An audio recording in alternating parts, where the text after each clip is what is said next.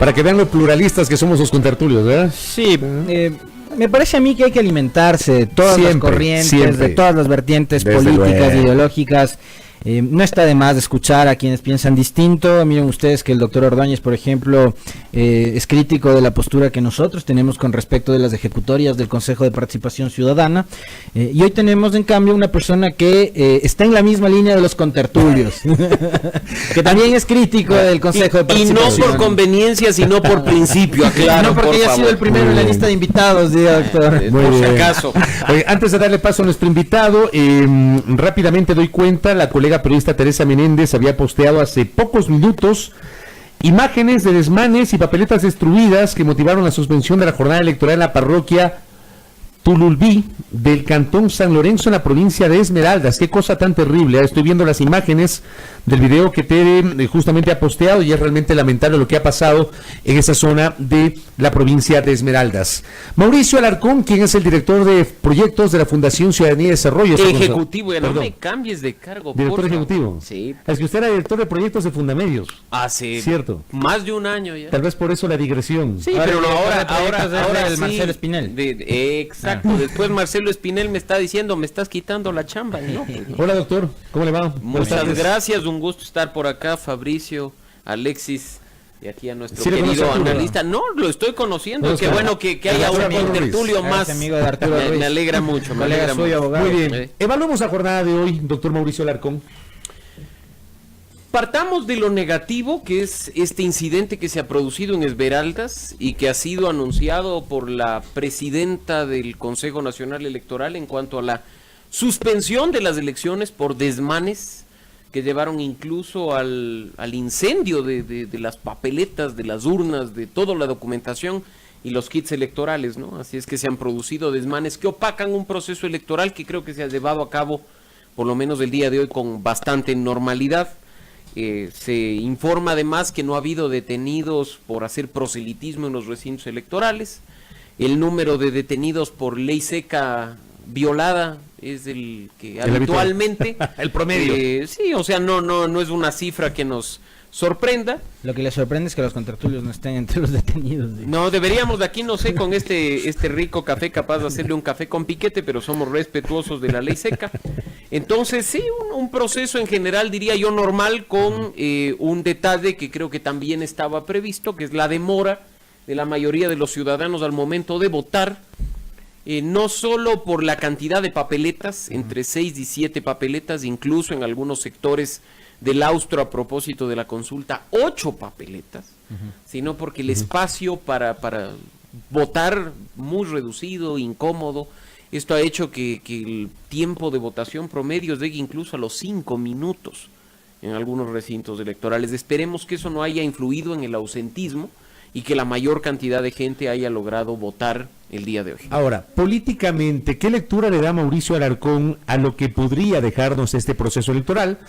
Digamos, hay unos antecedentes que generaron preocupación respecto de la parte organizativa, toda la polémica asociada a la forma como se debería contabilizar los votos nulos y lo que debería pasar después, que creo que en eso vamos a coincidir todos, en el sentido de que va a existir una reconfiguración del mapa político electoral en el Ecuador, luego de las elecciones de hoy. Totalmente, y creo que eso se verá en las próximas horas. Recordemos que hace 5 años que se produjeron las elecciones seccionales, el mapa quedó prácticamente pintado de determinados colores. Los partidos de oposición ganaron las principales alcaldías del país, algunas prefecturas se mantuvieron en el partido de gobierno, pero se veía ciertos grupos hegemónicos en cuanto a control de provincias y de ciudades. Ahora incluso se empieza a ver el resurgimiento de movimientos locales y de caudillos locales que muy probablemente ganen las elecciones del día de hoy, y eso obviamente de cara a un próximo proceso electoral, las presidenciales del 2021. ¿Nos puede citar unos casos de esos caudillos locales, doctora Alarcón? Bueno, tenemos el caso de que hasta hace muy pocos días formaba parte del pelotón de punteros, por ejemplo, el señor José Bolívar Castillo en la alcaldía de Loja. Él tiene un movimiento local que se llama Alianza Regional por la Equidad, Acción Regional por la Equidad, y pues ese grupo es un grupo local. Cuando participa, lo ha hecho con su membrete. Si uno revisa también lo que ocurre en provincias como Manabí, son movimientos locales a los cuales se alían los movimientos nacionales. Ejemplo, Unidad Primero. Y que el momento, pues, que ya se dan los resultados, los movimientos locales les dan una patadita a los nacionales y dicen, recuerden que acá mandamos nosotros, entonces ustedes sirvieron simplemente para agarrar su fondo partidario o para mantenerse vivos con su porcentaje. Oye, es un buen detalle, porque, por ejemplo, en el caso de Manaví, Unidad Primero, a ver, su líder, antes de tener el movimiento, llegó por primera vez a la prefectura por el Partido Social Cristiano. Por supuesto. Luego funda Unidad Primero y se alía con Alianza País, y para ese proceso electoral se presenta en alianza con los socialcristianos. Bueno, y él no se presenta. No se presenta. Es que ya no podía. Porque ya no podía ser candidato precisamente por los bloqueos de la reelección indefinida. Pero podía haber optado para una alcaldía, pues. Pero estas historias se repiten en todas las ciudades y provincias. El caso de Pichincha, lo mismo. Recordemos, hay movimientos locales que están participando en alianza con los nacionales. Entonces, las fichas que se van a reconfigurar sin duda alguna hoy en la noche no nos dan un panorama claro, por ejemplo, respecto al 2021. Por ahí veo algunos tweets de fuerzas políticas que ya se proclaman la primera fuerza política nacional. Amanecerá y veremos, porque ni siquiera tenemos datos de Exit Poll para corroborar esas victorias que se autoadjudican, no sé con base a qué. Ahora, yo quisiera plantearle, doctor Alarcón, una inquietud con respecto de la falta de información de la que tanto se ha venido hablando en este proceso electoral, porque me da la impresión de que los ciudadanos no se han informado bien ni por el tema de alcaldes, de prefectos, menos aún de concejales, donde hay que elegir de una lista. Y ahí quisiera atarle el tema del Consejo de Participación Ciudadana. Es decir, si fuese por desconocimiento, en realidad la elección debería ser suprimida en su totalidad, porque creo yo que no existe mayor nivel de conocimiento de la gente. Pero acá se ha querido plantear el escenario de que en realidad la gente desconoce es a todos los candidatos para el Consejo de Participación Ciudadana. Obviamente esta discusión tiene un fondo muy importante, ¿no? Que es la existencia misma del Consejo. Creo que la falta de información no ha sido únicamente respecto de esta elección específica de miembros del Consejo de Participación Ciudadana. Cuando en un cantón tú tienes 18, 19, 20 y hasta 22 candidatos a la alcaldía, ¿cómo puedes tener información suficiente que te permita decidir de manera consciente y racional tu voto? Para los que estamos acá en la ciudad capital, que nos interesa la política, si este rato yo le pregunto, por ejemplo, a Fabricio Vela, recítame el nombre de los 18 candidatos a la alcaldía. Yo sé recitar. Dos nombres y será la excepción que confirma la regla, porque la mayoría de gente ni siquiera sabe quiénes eran los 18. Entonces, la falta de información debe ser vista en primer lugar por la proliferación de candidaturas. Más de 80,000 candidatos a nivel nacional. Es una brutalidad sin precedentes. Ahora cualquiera puede tener un movimiento político. Y claro, viva la democracia, yo no estoy en contra de que cualquier persona tenga su movimiento político, pero hay que establecer otras reglas de contrapeso para que la gente se lo medite bien antes de crear un sujeto político. Una de ellas, por ejemplo, y ya lo habíamos planteado acá, y vamos a trabajar para que eso entre en las reformas al Código de la Democracia que tanto se habla en estos días.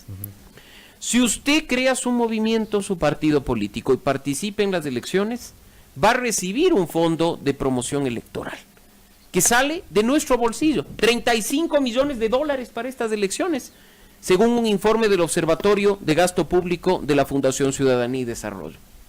Perfecto.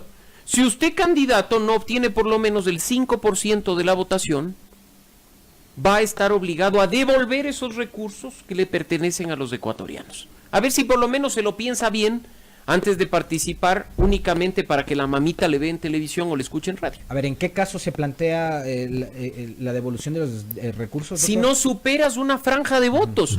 Porque es gracioso, uno revisa, de acuerdo al registro electoral, cuántas adhesiones o afiliaciones necesitas para tener un partido o movimiento político.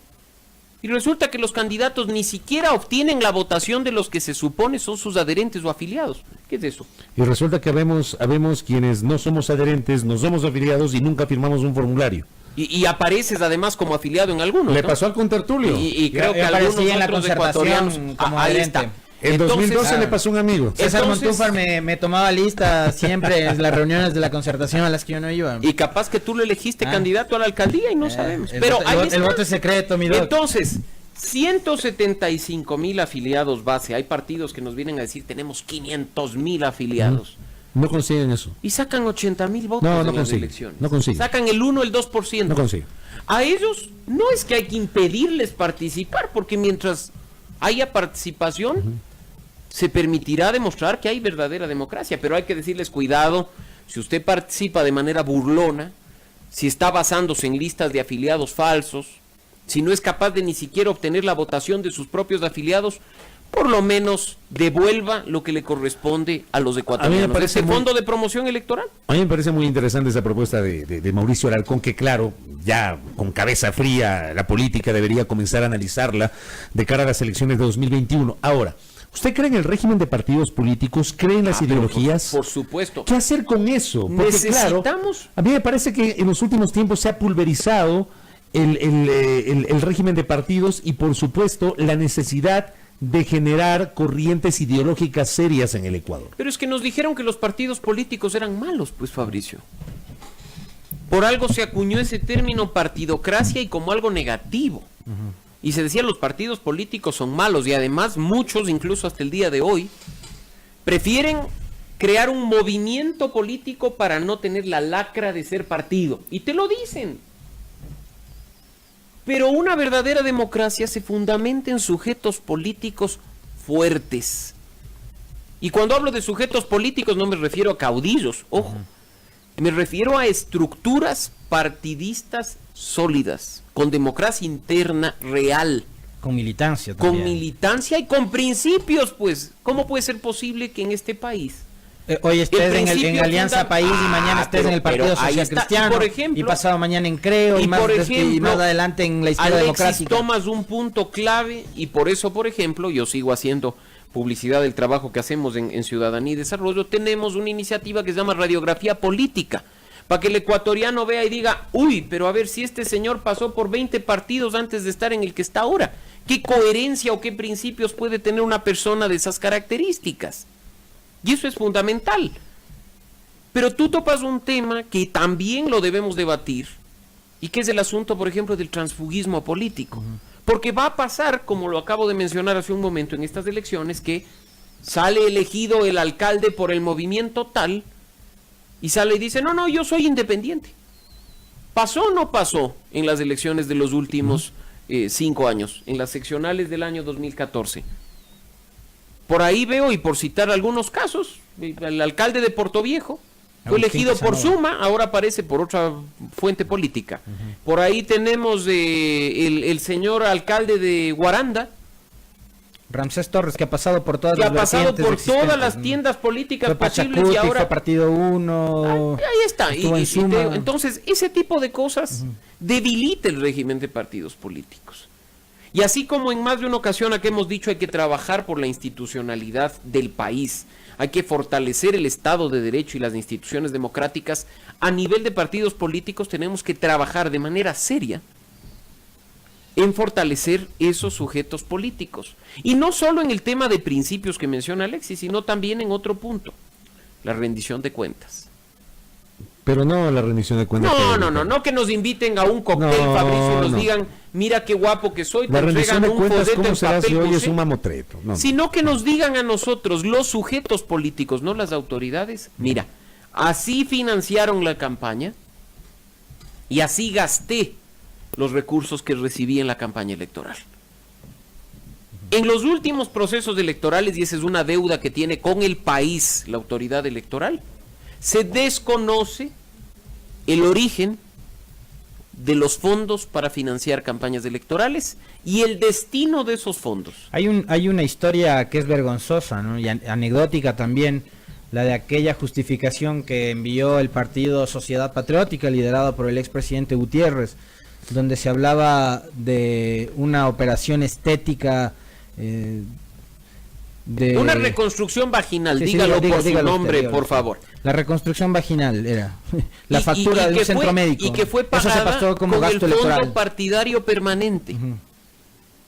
y que se supone, según la Constitución y la ley, que debe estar destinado para fortalecer las organizaciones políticas. Entonces, este debate también debe enfocarse en cómo lograr no solo, como se dice, que ahora se cambie el método de asignación de escaños, por ejemplo, o que vamos a una reforma profunda en materia electoral, para que haya mayor transparencia por parte de los sujetos políticos, porque preguntas surgen y creo que son preguntas de sentido común. ¿Cuánto gana un alcalde, Alexis? $5,000. Además, depende del cantón. A mí hay una historia de esta campaña que me llamó la atención y que la comentamos acá con el contertulio Vela. En una entrevista, en un portal web, en un canal YouTube, el candidato a la prefectura del Guayas por el Partido Social Cristiano, Carlos Luis Morales, decía que él como presentador de televisión ganaba $10,000, bajito. Y al ser Morales... Y que no le alcanzaba. No, y ojo, ahí hay un detalle adicional, ¿no? Al ser Morales, un tipo muy mediático, por ejemplo, es el rostro, la imagen de una figura de una marca de ropa, de ternos. Sí. Entonces gana por publicidad unos extras, más allá de los $10,000. ¿El prefecto del Guayas cuánto gana, doctor Alarcón? Como 4,200. Entonces deja usted un trabajo que además el presentador de televisión va al set, se sienta, lee 1 hora noticias y se va a su casa. Y no es que se queda todo el día en el canal trabajando, revisando las noticias, la pauta, revisando las notas de todos los reporteros. No. El presentador llega media hora antes, la maquilladora le echa un polvito, se sienta, presenta 20 notas de la pauta y se va a la casa. Y listo. Entonces dejo la comodidad de un sueldo de $10,000 por un trabajo de 1 hora diaria para venir a partirme el lomo trabajando 24/7 en la prefectura, donde tengo que atender deslaves, problemas, inundaciones, ahora mismo Guayas y tal. Entonces, ¿qué hago? ¿Por un sueldo de 4,500? Pero ojo, tú estás topando un tema de ingresos, Alexis. Sí. Yo me voy a algo más grave, algo muchísimo más grave. ¿Qué es qué? Un alcalde gana $4,000 al mes. Vamos con números gruesos, aquí nada de 13º ni retenciones de renta. Gana $48,000 al año. En 4 años de funciones no llega a ganar $200,000. Y gasta en su campaña electoral, en un concierto, en una noche, $150,000. ¿Cómo lo va a recuperar? ¿O quién pagó el concierto y qué interés tiene? ¿Y cómo recuperará esa persona que le está financiando? Porque una cosa es, yo podría decirte este rato en cuanto al tema del candidato a la prefectura del Guayas, va a ser un sacrificio, pues, o sea, ya dejará de comer en restaurantes de lujo y bajará su nivel de vida y pasará de 10 a 4 y pues es un hombre abnegado por su provincia y trabajará 16 horas. A mí me preocupa más quién financia las campañas, del gasto electoral de las campañas y después cómo se recupera. ¿Puede ser que las campañas sean utilizadas como un mecanismo de lavado, doctor Alarcón? Hay una denuncia. Hay una denuncia de un consejero, efectivamente. Y más allá de un tema de lavado, insisto, porque lavar no es cuestión de yo te doy $1,000,000 y gástate como puedas, sino cómo me regreso una parte de ese $1,000,000 lavada. Y ahí viene la pregunta entonces, ¿cómo se va a recuperar esos dineros? A eso hay que ponerle ojo. Nos enfocamos en debates, sí, importantes, pero que no llegan a la profundidad en cuanto a su preocupación, como estos. Es el tema del financiamiento, es el tema de los recursos. ¿Por qué? Porque después llegan al poder, cargan con todo el presupuesto de la ciudad, de la provincia, y quienes quedamos mal parados, los que estamos pagando impuestos, esperando que algún porcentaje se nos devuelva en obra pública. A mí me parece que este debate debe ser tomado con mucha seriedad por el país político de cara a las elecciones de 2021. No, doctor, y lo vamos a hacer, Fabricio, por una razón. Me imagino que van a participar directamente en eso. Con esto cierro, y te digo, y con esto cerramos, ¿por qué? Porque este debate no puede quedar en manos de los políticos. No es un debate Tiene de que involucrarse la academia, las organizaciones no gubernamentales. Y es un debate de la ciudadanía. Los ciudadanos, de acuerdo. Si dejamos este tema en manos de los políticos, tengan la seguridad de que únicamente harán lo que les conviene. Totalmente. Y ese es el debate que ha girado en torno al Consejo de Participación Ciudadana, porque la preocupación, y con esto termino, es ahora cómo impedir que el que viene después no quite a los míos para poner a los suyos. Ese es el debate político. O que sea más autoritario que el doctor Trujillo, ¿no? Ese es el debate político. El debate ciudadano debe ser un debate serio y profundo hacia reformas que involucren los temas que en realidad nos preocupan a los ciudadanos. Mauricio Alarcón en nuestros micrófonos, director ejecutivo de la Fundación Ciudadanía y Desarrollo. Gracias, doctor. Muchas gracias, doctor. Siempre un gusto por acá. Muy